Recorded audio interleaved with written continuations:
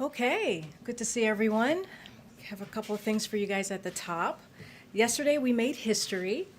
Kristen Clark was confirmed as the first woman and first woman of color to lead the Civil Rights Division at the Department of Justice. And Chiquita Brooks LaSure became the first Black person to be confirmed as administrator for the Centers for Medicare and Medicaid Services. Kristen's career was launched in the office that she now leads. She personally prosecuted crimes based on hatred and bigotry, human trafficking, domestic violence, and sexual assault. She has served at two of the nation's oldest civil rights organizations, where she worked on everything from voting rights to equal education and employment. At the Department of Justice, she will continue advancing civil rights progress, including on police reform. Chiquita is a lifelong public servant who has worked at OMB, on Capitol Hill, at HHS, and at CMS, where she helped implement the Affordable Care Act. Chiquita brings a wealth of knowledge to CMS, where she will work to strengthen Medicare and Medicaid, bring down health care costs for American families, and advance health equity in communities across the country. The president was proud to nominate Kristen and Chiquita for these positions, thanks the Senate for their bipartisan confirmation, and is honored to have them serve in these key leadership positions. As you all saw yesterday, we announced that next Tuesday, June 1st, the president will travel to Tulsa, Oklahoma, and deliver remarks to commemorate the 100th anniversary of the Black Wall Street Massacre. While there, he will meet with surviving members of the community, now between the ages of 101 to 107, and tour the Greenwood Culture Center. We'll have additional details as we get closer to Tuesday. As you all know, President Biden believes affordable, safe housing is the foundation upon which families build their lives. And he knows that stable housing will remain out of reach for tens of millions of Americans even after COVID-19 pandemic and economic crises come to an end. Across the country, there is 300,000 unit gap in annual housing supply. 11 million families pay more than half their income on rent. 3 million families with children under 6 reside in homes with lead paint, and thousands of working families are displaced every year as a result of extreme weather fueled by climate change. These changes are even more severe in low-income communities and communities of color, which have been segregated, excluded, and neglected for generations. Investing in housing is an essential part of President Biden's strategy to grow strong, healthy communities in every zip code. So today, the administration is releasing 2 new fact sheets highlighting some of the key housing elements of the American Jobs Plan. The president's plan proposes a bold $213 billion investment in America's housing infrastructure through a number of federal programs and proposals with bipartisan support. This investment is paired with expansion of bipartisan tax credits and incentives to lower barriers to affordable housing in more and higher opportunity places across the country. Together, our estimates suggest this will enable the construction and modernization of more than 2 million affordable and sustainable places to live. Along the way, these investments will create and sustain hundreds of thousands of good-paying union jobs and provide employment and economic opportunities for residents of assisted housing. As you may have seen by now, today the president asked the intelligence community to redouble their efforts to collect and analyze information that could bring us closer to a definitive conclusion and to a report back to him in 90 days. Back in early 2020, the president called for the CDC to get access to China to learn about the virus so we could fight it more effectively. Getting to the bottom of the origin of this pandemic will help us understand how to prepare for the next pandemic and the next one. As we have done throughout our COVID response, we have been committed to a whole of government effort to ensure we're doing everything to both understand and end this pandemic and to prevent future pandemics. This is why the president is asking the U.S. intelligence community, in cooperation with other elements of our government, to redouble efforts to collect and analyze information that could bring the world closer to a definitive conclusion on the origin of the virus and deliver a report to him again in 90 days. It will be another whole of government effort, as I mentioned, including work by our national labs and other agencies. Importantly, we will continue to pushing for a stronger multilateral investigation into the origins of the virus in China. And we will continue to press China to participate in a full, transparent, evidence-based international investigation with the needed access to get to the bottom of a virus that's taken more than 3 million lives across the globe. And critically, to share information and lessons that will help us all prevent future pandemics. With that, Zeke, will you take us away? Thank you, Karine. First, on that last bit about the calls for China to cooperate with these international investigations, what are the consequences for China if it does not, if it continues its current posture, which has not been to allow for a free and independent investigations into the origins of the COVID-19 pandemic? Well, right now, we're just going to focus on the president's announcement on the 90-day investigation, a more deeper investigation to really look at the core of how did we get here, right, with this pandemic, and where the origins clearly of COVID-19. And once we get to that, conclusion, we'll have more to share. So, but in terms of cooperating with the WHO investigations, there's nothing new from the White House in terms of encouraging China or penalties for China if it does not to cooperate with investigations going forward?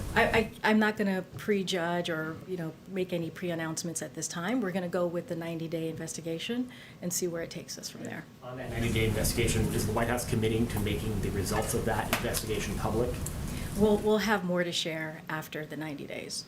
And then finally, just on this, the president's statement noted that at least one member of the intelligence community was leaning in the direction of there being a potential for a laboratory accident involved.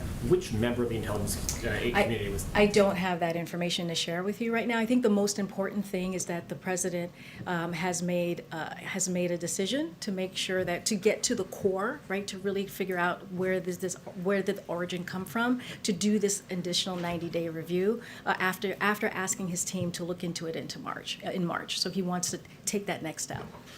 Yeah. Thank you. Has the president been briefed yet this morning on the shooting in San Jose, California, and any other details you can share with us? Who may have briefed him?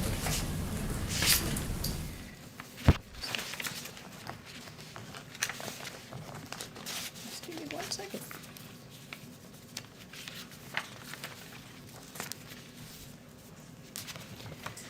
So the White House is monitoring the situation, and our hearts go out to the victims and their families. I know local officials have addressed this publicly, and there is an ongoing investigation, as we all know. We will continue to stay in close contact with them and offer any assistance as needed. We still don't know all of the details, but what's clear, as the president has said, is that we are suffering from an epidemic of gun violence in this country, both in mass shootings and in the lives that are being taken in daily gun violence that doesn't make national headlines. That's why he has already taken an initial set of actions on gun violence that will save lives. And that's why he's calling on Congress to take action, including calling on the Senate to pass the 3 bills to strengthen background checks that have already cleared the House with bipartisan support and which have the overwhelming backing of the American people.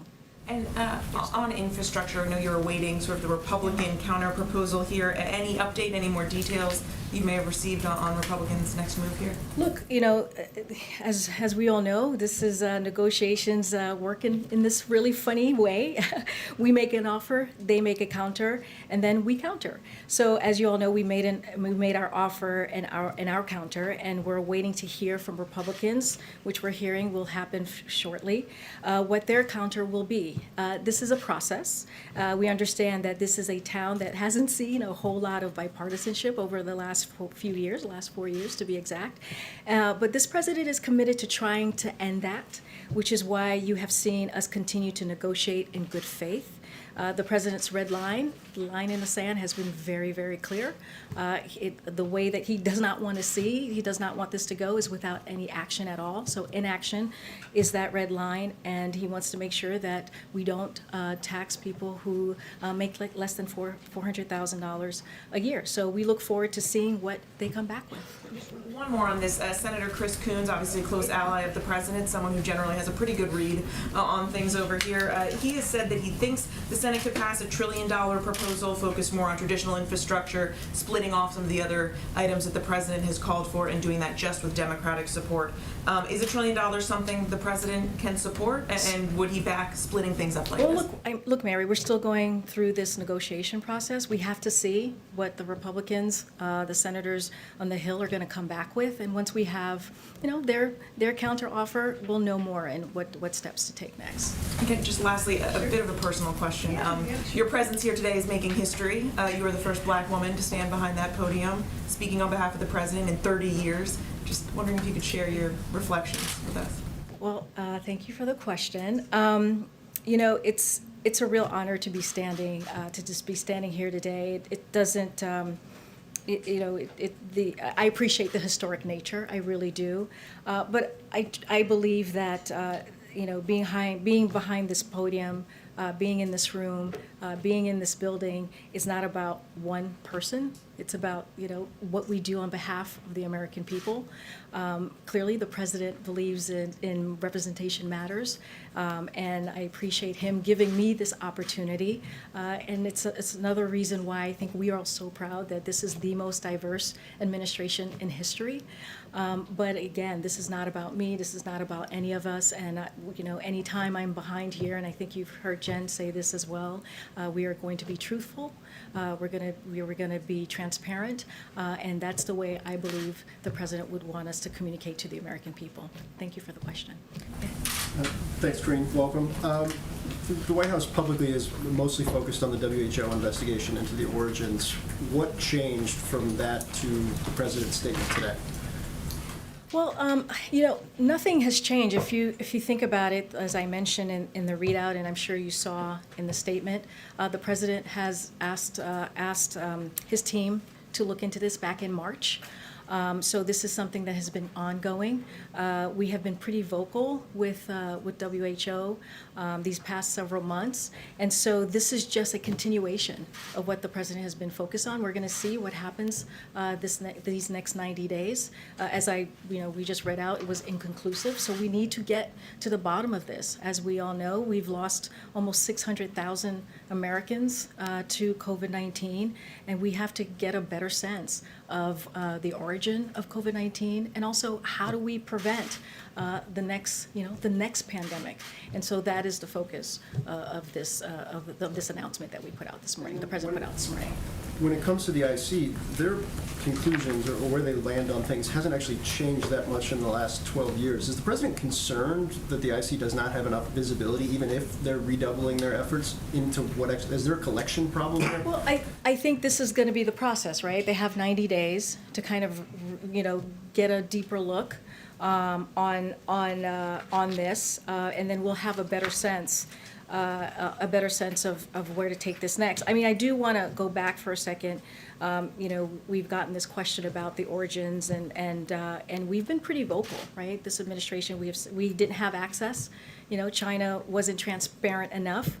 We have been saying that for a very long time, that China needed to provide more access to the lab, cooperate more fully with the scientific investigators, and we don't think that they have met that standard. So we've been clear that sound and technically critical theory should be thoroughly evaluated, and data before we can give a full pronouncement. So that's the one part, right? That's the WHO in China, and now the president has asked his team to do a 90-day review. And then just one quick one on infrastructure. Republicans have talked about repurposing COVID money as a potential pay-for here. Does the administration think that's feasible? Is that something the president is willing to consider? So, Phil, as you know, we have not seen the counter proposal yet. We'll look forward to reviewing that. Seems like tomorrow that might happen. But, the president has been clear that his line in the sand, as I just said, is raising taxes on Americans making more than $400,000 a year. But we should also be clear that there are simply not hundreds of billions of dollars in COVID relief funds available to repurpose. As of the end of March, about 95% of the $3 trillion in pre-rescue plan COVID relief funding has either been obligated or is for PPP, unemployment insurance or nutrition assistance, where the money is going out as planned to specific businesses and people. Of the remaining 5%, the largest categories of unobligated balances are in the Healthcare Provider Relief Fund, funding for rural hospitals and healthcare providers, and disaster loans for small businesses. So turning to the American Rescue Plan, the legislation is working exactly as needed, delivering relief to families, businesses, and communities to bridge our economy to end the pandemic and into a strong recovery, which is what we're working towards. Thank you. First on the economy and concerns about inflation. The JP Morgan CEO, Jamie Dimon, warned today that we're going to have more inflation, less productivity, and slower growth if future federal spending, administration spending, isn't done productively. The federal government, not historically known for efficiency. So can you guarantee there's not going to be any waste in the possibly $4 trillion more of spending in the next couple months? So let me first step back for a second. When we think about the inflation, when we think about where we are currently, look, the president's plan is working. We are growing the economy from the bottom up and the middle out faster than any time in the last 40 years. We're creating an average of 500,000 jobs a month, up from 60,000 a month before this president took office. And if you look at unemployment insurance claims, they are down, and Americans have much needed money in their pockets thanks to the American Rescue Plan. So we're going in the right trajectory, right? We're looking at the trend, and the trend is going in the right way. And if this is a president who understands about making sure that we're not wasteful, right? Making sure that when he was the vice president, he overlooked that stimulus recovery package back then.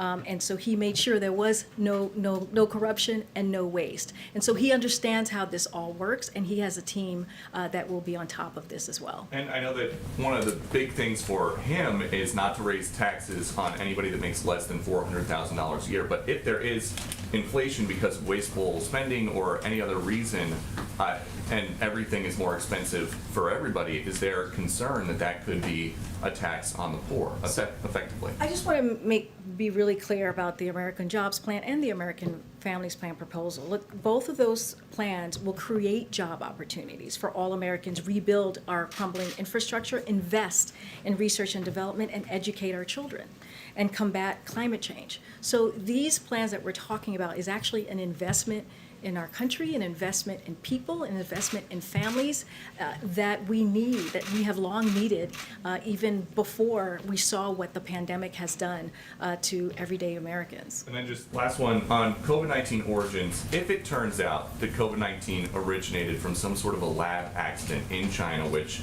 the president now says one element of the intel community thinks is possible, would the president seek to punish China? We're not going to go there just yet. We have to go through the 90-day review, and once we have the 90-day review, we'll be able to reassess. But just on a just take a step back, anything that kills 591,116 Americans, is that something, if another nation either was responsible or knew more than they were letting on, like you said, they weren't letting the inspectors in, and that hurt the overall investigation forever, what would the president do? Would he do anything? I mean, he's doing something right now. He asked his team back in March, right, to do this, to look into the origins of COVID-19. This is incredibly important. Like his statement says, we need to find out where the COVID-19 originated from. So the president has been very clear. He actually, spoke out about this back in 2020. So this is not the first time we've heard his voice, his concern about the origins of COVID-19. So we're just taking the next step. I'm just not going to prejudge. I'm not going to make a statement until we know what happens after this 90-day review. Thanks for that. Karine, Peter. welcome. Hey. As for the opening statement, we received a statement on the origins of COVID-19 from the president, where he said, among other things, that this report may include specific questions for China.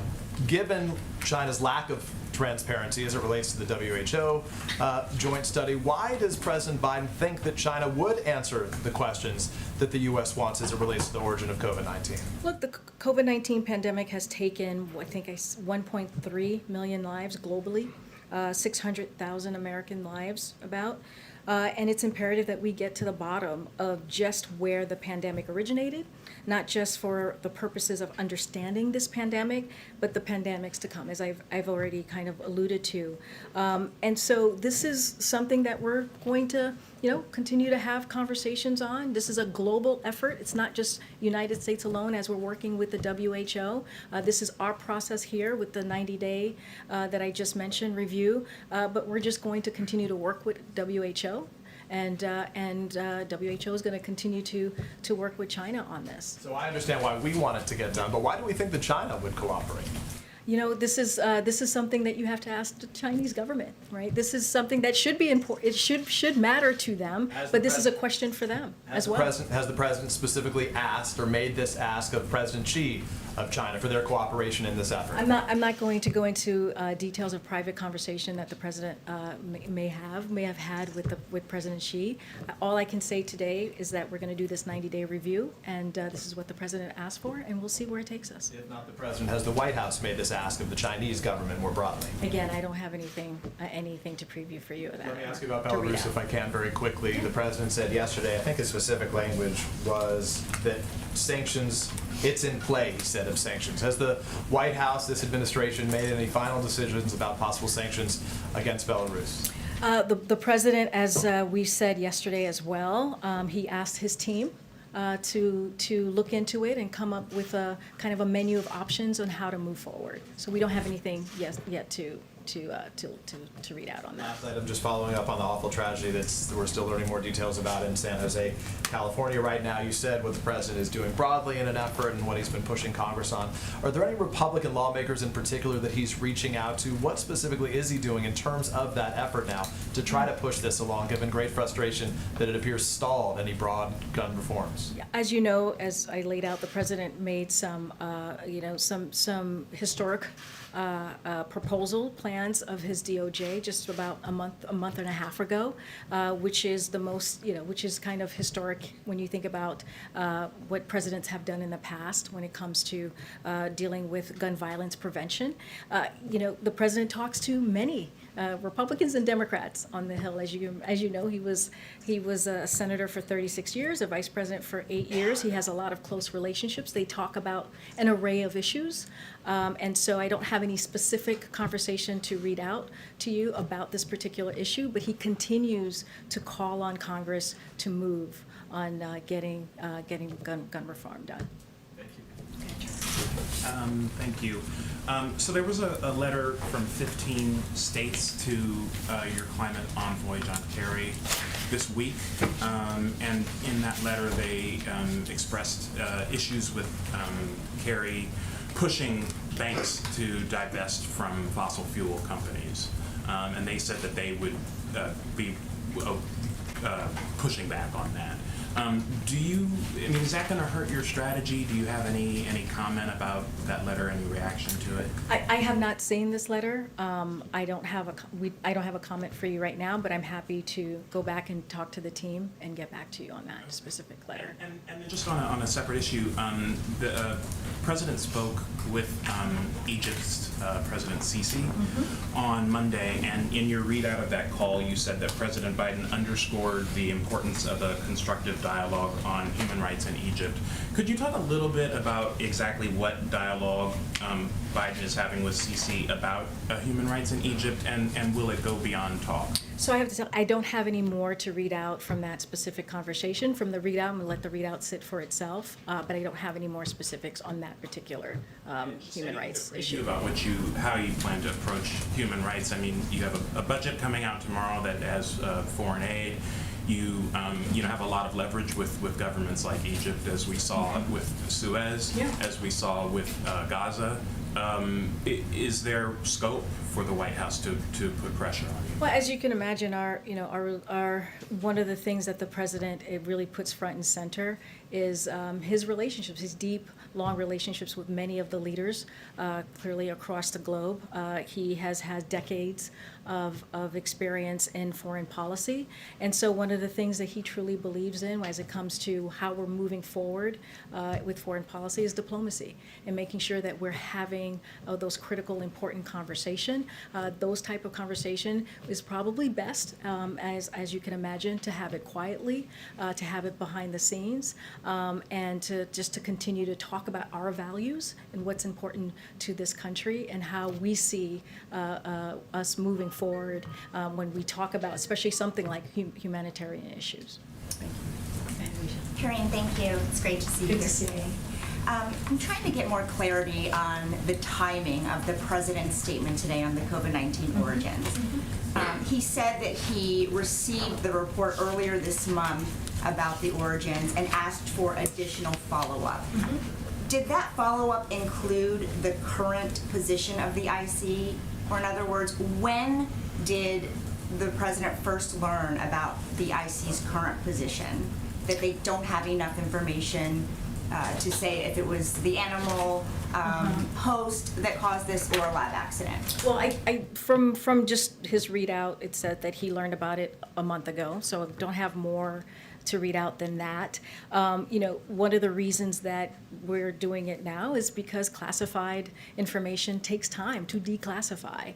And so that is a process that takes some time. And so now we are sharing that information with you all. But it was a month ago that he got the readout from the IC. Does it have anything to do with those reports that the 3 researchers in the Wuhan lab were hospitalized in November 2019? No, I mean, this is something that the president has been working on for some time, right? As I mentioned in the readout, as we put out in the statement. And this is something that the president called out back in 2020, early 2020. So this is something, this is an issue that has been a top of mind and that he wanted to dig into and make sure that we really get to the bottom of how we got here. I'm just trying to understand if there's new evidence that emerged or a new posture from the IC, because medical experts, including Dr. Fauci, have long said that it's highly likely that the virus came from an animal to human transmission. So what changed that led to today? The readout today? basically said it was inconclusive, right? That we needed to do we needed more time to get to a better answer. So this is why we're doing a 90-day review to get a better sense of where do we take this next. What does redoubling mean? What more can the intelligence community be doing that they're not already doing? Well, I think, we've talked about making sure that we are getting the data, right, from China, right, making sure that we're getting more information so we can, it's hard to prejudge these things, right? It's hard to make pronouncements of something when you don't have all the information that you need. So this is going to take some time. This is going to continue to work with the WHO as well. These are not mutually exclusive. These are happening at the same time. So it's going to take more collaboration and more conversations as well. Just one quick one on Belarus. Roman Protasevich's mother has issued an urgent plea to world leaders to help free her son, saying, please save him. They're going to kill him in there. Is there anything that President Biden can do to help secure his release? And has he communicated yet with President Lukashenko? Well, one thing, I don't have a call to read out on your second question, but, the president, as I mentioned, has asked his team for options. They are working through them now. He spoke a little bit about it yesterday, as I think Peter just mentioned. Look, the Europeans are leading on this. This was a flight that was between European capitals. There were Americans on this flight, clearly, as well, and we are very concerned. The president condemned it, and there will be more to come. No problem. Thanks, Ouija. Go ahead, Mario. Thanks, Karine. Congratulations again on being at the podium. Thank you. Another question on COVID. The language that you all used specifically mentioned an accident. Does that mean that you've ruled out, or the IC has ruled out, that it was deliberate or not an accident? We haven't ruled out anything yet. Again, we're going to go through this, this redoubling down of a 90-day review, and we'll have more to share. And then what makes the president confident that the IC community, intelligence community rather, can come up with more better evidence in the next 90 days, given it's been working on this for the better part of the past year? Well, he asked him to again, double down, as you just mentioned, and dig in and see if we can get more data, more information. There's not much more I can say about what, our intelligence community is doing. We're gonna let them do this 90-day review, and we'll see where we are at the end of 90 days. Just one more on China. The Chinese have indicated that they like to see some of the tariffs rolled back before they engage in discussions with the U.S. trade representative. Is that something that the administration is willing to make concessions to facilitate those talks? I don't have anything to share about the tariffs and trade that we're in conversations that we're currently having right now. And final question domestically. The president, of course, met with the Floyd family yesterday. How does this meeting change the White House's strategy toward getting police reform passed? I'm so sorry. Can you say that last part? I didn't hear The it. president met with the Floyd family Yes, yesterday. yes. How does that meeting, if in any way, impact the president's strategy toward getting the George Floyd Policing Injustice Act passed? Yeah, so as you mentioned, his meeting with the Floyd family yesterday, this is deeply personal to the president. Over the last year, he's gotten to know this remarkable family. This is a president that knows about loss personally, as we all know, and he has connected with them on a very personal level, not just as president and a grieving family, but on a far more personal level. He has been particularly taken by Gianna, George's younger daughter, who was here as well. He met her before the funeral last year, I believe that was June 8th, and has kept her close to his heart ever since. And he has talked about her famously saying that her father changed the world, and the president has not only told her she is correct, but he is committed to doing everything in his power to make it so. He told her this at the funeral last year, and he reiterated his commitment to that after the verdict, and again yesterday when they met here at the White House. So when it comes to police reform, this is a priority for this president. He said it in his speech, in joint speech in Congress, right? His joint Congress speech, and he's going to continue to work on this today, tomorrow, and every day. He is very pleased to see and heartened to see the bipartisanship negotiators on the Hill. This is Senators Scott and Booker, and also Congresswoman Bass. He wants to give them the space, right, to work on this. They have only been positive about the direction that the police reform bill is headed to, and so he wants to continue to work with them, but also give them the space to negotiate. And so this is again a top priority. He wants to see the George Floyd Act be signed into law. Okay, Mike. Hey, Karine, thank you. Welcome.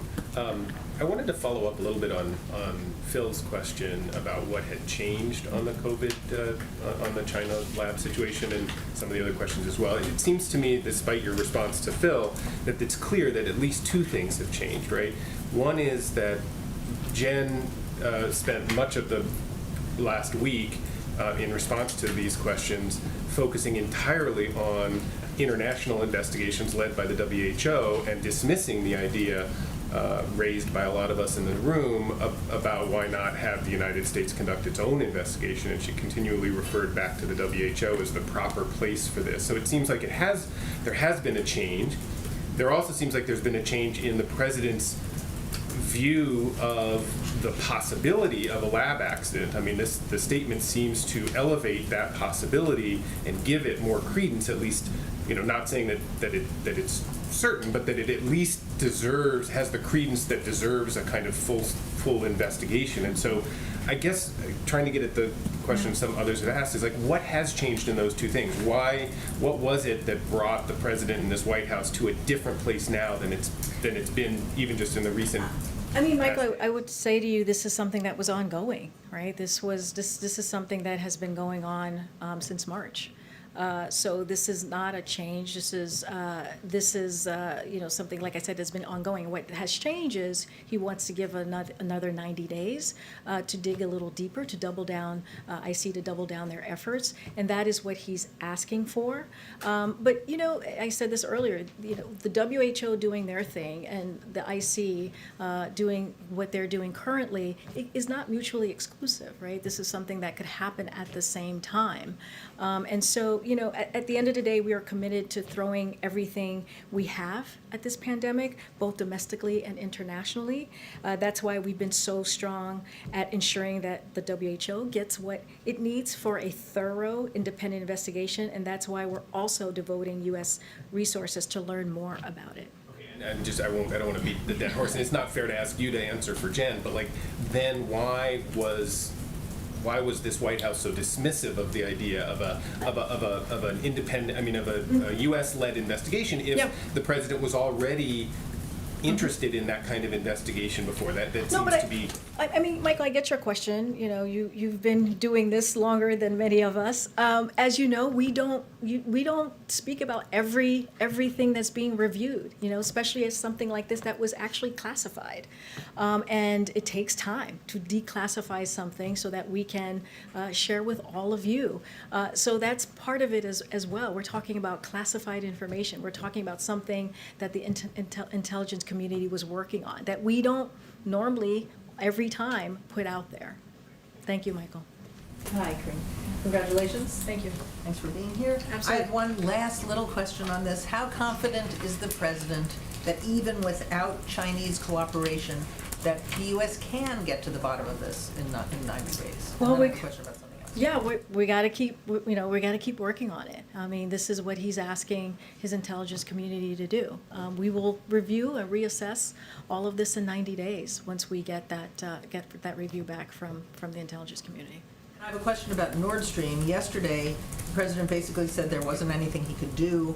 It was already completed by the time he took office. He said if he went ahead and imposed sanctions, it would be counterproductive to European relations. But, he's been an opponent of that pipeline. But he did say, I hope we can work on how the Europeans, handle it from this point on. How does he want the Europeans to handle Nord Stream from this point on, since he has decided that there's really nothing he can do to stop it? Well, just to step back for a second, Nord Stream was like 95% done, right? So before he even stepped in, and I talked earlier about diplomacy. There's sometimes you have to do things in a different way, right? We all have we have these relationships that we are rebuilding as well, especially after the last couple of years, and so this is going to be a process. And so, like the president said, we're going to figure out ways that we can work together, and that is something that is incredibly important to this president. But what does he want from this point on? As he said, I hope we can work on how they handle it from this point on. What is he talking about? Yeah, I don't have any specifics to share with you. As you could imagine, a lot of these conversations happen behind closed doors. But I think he was trying to share his thoughts on this and where we can, how he really truly wants to figure out a path forward. I guess. Thanks, Karine. A follow-up on the Olympics question that came up in the briefing either yesterday or the day before. Today, a major Japanese newspaper put out an editorial calling for the cancellation of the Olympics, saying that it is not rational to hold the games this summer. So given Japan's low vaccination rate, as well as the State Department bluntly telling Americans do not travel to Japan, is there any second guessing on the part of the administration to move forward and concern about athletes' safety? Well, first, let me just be very clear. The travel advisory is an advisory. It's not a ban. But our position remains. It has not changed on the Olympics.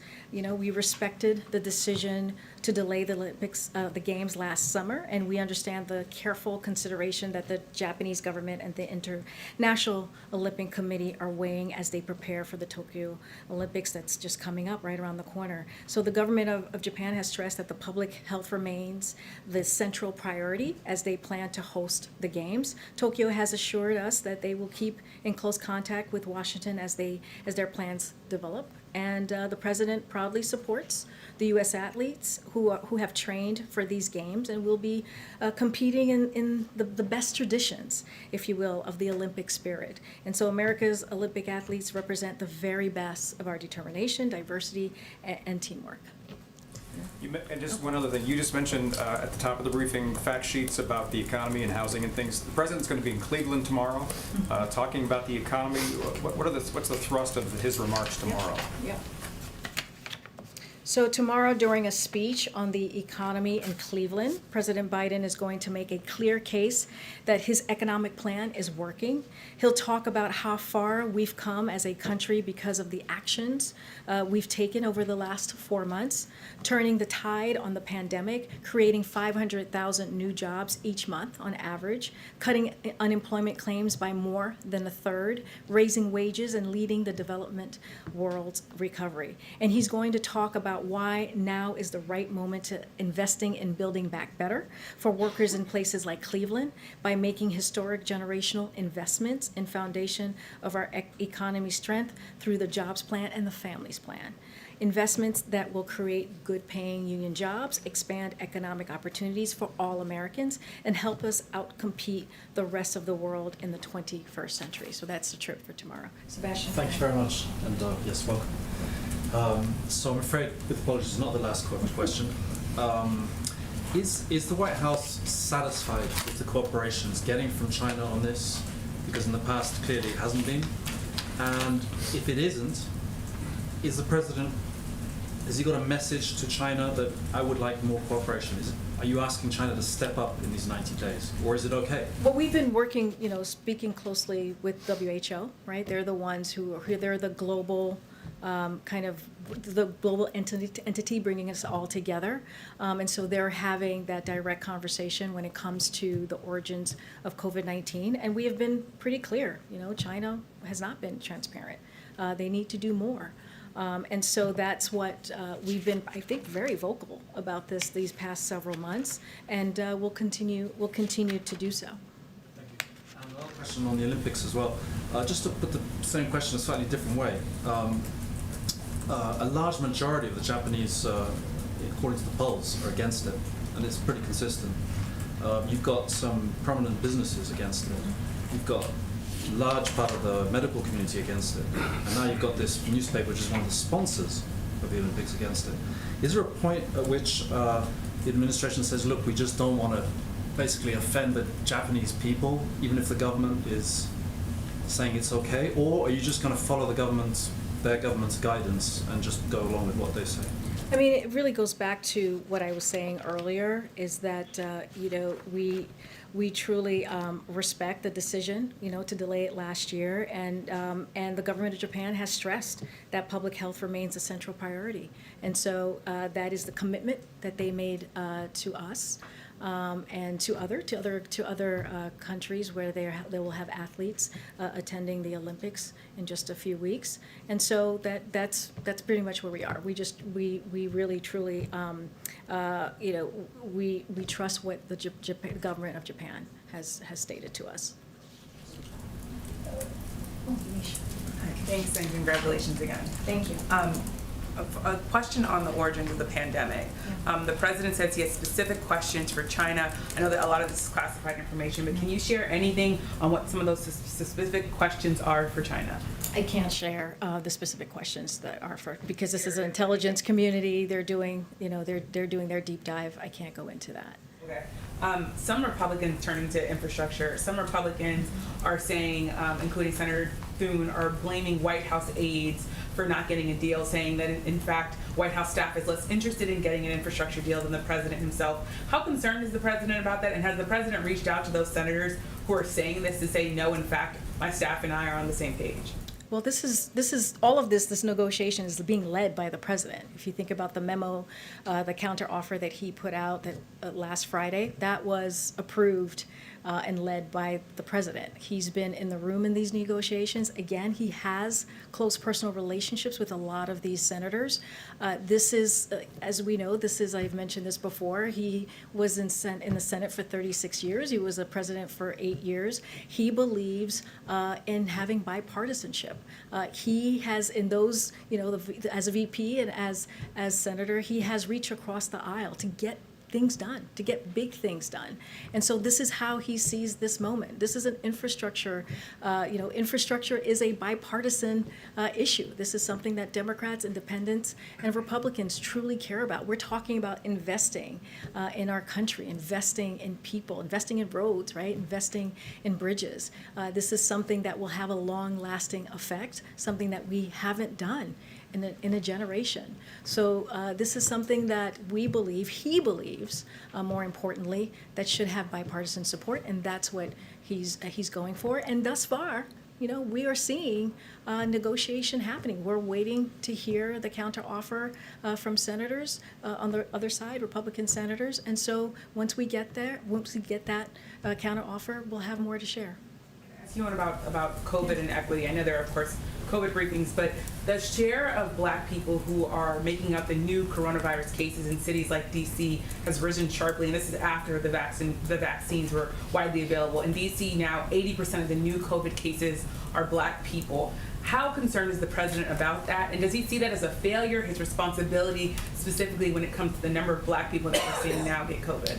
So it's a great question, Yamiche. Earlier this week, Jen talked about the wartime kind of response that we've had to COVID-19 and the successes. We've actually seen some great successes on getting people vaccinated, but we still have a lot of work to do, right? We have, the president made a pledge to have 70% of Americans by July 4th have at least one dose in arms, 160 million Americans fully vaccinated. And so that means that we have to bring everyone along. And as you just iterated, the president puts equity in everything that we do. Equity, we have a equity task force. There's a reason why we have that, because we want to make sure we don't leave communities behind. And so one of the things that we're doing and we're continuing to do is we've got to meet people where they are. That's why now in many pharmacies you can walk in and get that vaccine. It is free. It's something that clearly we're working really closely with states and local governments on. We have mobile units in communities do not have access to close access to CVS, or maybe don't even have a doctor to go to. So we have made it so that we're meeting people where we are. And one thing that we have learned: the more people who get vaccinated, the more of the confidence of the vaccine. You see that number going up. So we do have a lot of work to do, but we also have some successes that we can point to, that we can continue to replicate and continue to get out there and make sure we bring all communities along. If I could with a quick follow-up. Yeah, absolutely. You said that the president, and it's true, of course, the president's put equity at all the center of a lot of what he's done on the pandemic. Of course, these numbers, though, tell a different story, just in terms of, again, here in DC, 1 in 10, I should say 8 in 10 people, the new cases are Black people. What's the disconnect there that you think? What's failing? What's broken? What could be happening more to prevent the numbers from going in the direction that they are? Yeah, and look, as I said, we still have a lot of work to do. That's very critical and important, and it's alarming, those numbers, right? Because like I said, in order to get back to normal, we have to bring everyone along. All communities need to get vaccinated, and we have to be able to do that in a way that, like I said, we don't leave people behind. But I think one of the things that we are doing is making sure that we have those trusted voices on the ground, making sure we have a community core, more than 6,000 people, where we have people who are in those local communities that are continuing to have those conversations with people who have hesitancy, with people who may not know or have the full information. And so this is what we are continuing to do, and this is not lost on us, right? Like I said, those numbers are alarming, and we're going to continue to do the work. It's not done yet. We are not done yet. Thanks, Karine. Oh, thank you. Okay, I'll take this last question. Karine, hi, Tony Toll with Spectrum News. Congratulations, by the way. I have to start by apologizing because I'm going to ask about the COVID origins again, but you said you were confident, the administration is confident in U.S. investigation into this. But are you guys confident in the World Health Organization's credibility? This statement greatly differs from the findings that the organization has put out. They said it was extremely unlikely that this came from a lab leak. Is the administration going to call on the World Health Organization to call for a new investigation, an independent investigation? How confident in the results that you're finding that? Yeah, I mean, we've been very clear on that. We've been very clear with the WHO to continue to get to the bottom of this, to get the additional data that we need to figure out where the origin of COVID is from or came from. And so this is like I said, we've been in vocal. We're going to continue working with the WHO. We rejoined the WHO once very early on, and one of the reasons why we did that is to be able to hold them accountable as well, right? This is a global institution that brings everyone together, and so it's important that we get. It's important that they have the information, they get the information, so we know how to move forward. One question on the budget. Progressives in Congress are calling on the Biden administration to slash funding to the Pentagon's budget. Representative Mark Pocan specifically called on the president to cut about $50 billion from the defense budget because of the president's announcement to pull troops out of Afghanistan. Is this something that President Biden is considering? So let me just say that we'll be announcing and rolling out the president's proposed budget this coming Friday. And I'm not going to get too far ahead of that. What I will say is the president's proposed budget will outline how he is proposing to pay for a range of the plans the president has put forward. And he's clearly talked about and remains committed to his campaign pledge of pushing for a public option of prescription drugs, something he talked about in his joint session address, and other items, not just that one. But every entity may not be reflected in this budget. But again, I don't want to get ahead of the president who will be putting out his budget on Friday. All right. Thank you. Thank you, guys. Thanks. Thank you, guys. Thank you, guys. Thank you, guys. Dr. Fauci said he couldn't say what. Congress, is the president going to fire him? Oh my God.